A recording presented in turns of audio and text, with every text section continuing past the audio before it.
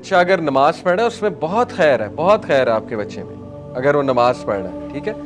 तो अक्सर ऐसे होता है कि बहुत गिल्ट में होता है वो बच्चा, उस वजह से वो नमाज छोड़ देता है। वो कहता है कि मैं तो म्यूजिक सुन रहा हूँ, मैं नमाज क्यों पढ़ूँ।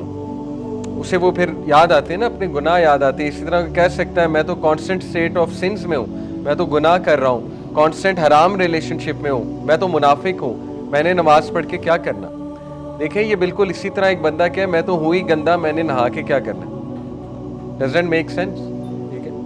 नहाओगे तो गंद उतरेगा ना, ये क्या बात हुई मैं तो हूँ ही गंदा, मैंने नहा के क्या करना है। भाई मैं आपको एक सिनेरियो देता हूँ, हो सकता है आपकी जिंदगी की आखिरी नमाज हो, फिर या अगर आप नमाज ही नहीं पढ़ते, कुछ लोग एक पढ़ते हैं, दो पढ़ते हैं, भाई एक दो तो पढ़ो, इनकरेज्ड है, एक दो तो पढ़ो।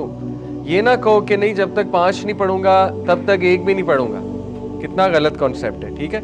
एक दो तो पढ़ो, क्या पता वही आखिरी नमाज हो फिर, और क्या पता वो जो तुम गुनाह कर रहे हो, नमाज भी नहीं पढ़ रहे हो, वो गुनाह करते हुए मौत हो जाए फिर।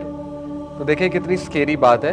तो ये बातें करना कि मैं तो कांस्टेंट स्टेट ऑफ सिन में हूँ, मैंने नमाज पढ़ के क्या करना, ये तो शैतान हैज़ वन, शैतान तो जीत गया इसका मतलब, ठीक है। तो यही तो पॉइंट है, नमाज पढ़ेंगे तो शायद निकल आए। इसमें मैं आपको एक रियल वाकया भी सुनाता हूँ। एक शेख हैं यूके के, उन्होंने अपना वाकया सुनाया। ही सेड कि a youngster came to me, मस्जिद में मैं लेक्चर दे के फारिग हुआ तो वो मेरे पास आया यंगस्टर, और उसने आके इकरार किया। देखें नबी सल्लल्लाहु अलैहि वसल्लम के पास एक यंगस्टर आया था, उसने कहा या रसूलल्लाह मुझे जिना की इजाज़त दें, ये आदत मुझसे नहीं छूटती, जिना की इजाज़त दे दें मुझे। अब देखें उस दौर में भी था ना, वो दौर में ऐसे सहाबा, ऐसे लोग मौजूद थे, वो स्ट्रगलिंग। तो इसी तरह उनके पास, स्कॉलर के पास से एक बच्चा आया, यंगस्टर आया, उसने कहा कि मैं जा रहा हूँ गुनाह करने, मेरी गर्लफ्रेंड है, मैं जा रहा हूँ गुनाह करने, तो मैं आपको बता रहा हूँ कि आई एम गोइंग। मतलब वो एक अफर्मेशन लेने आया था या कोई नसीहत लेने आया था मे बी।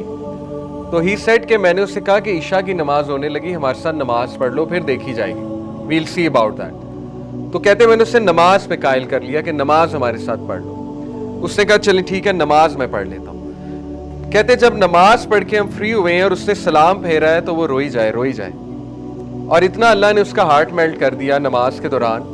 और उसके बाद उसने मुझे कहा कि I want to leave this, और उसने कहा कि मैं छोड़ रहा हूँ और मैं आज नहीं जा रहा ये गुनाह करने।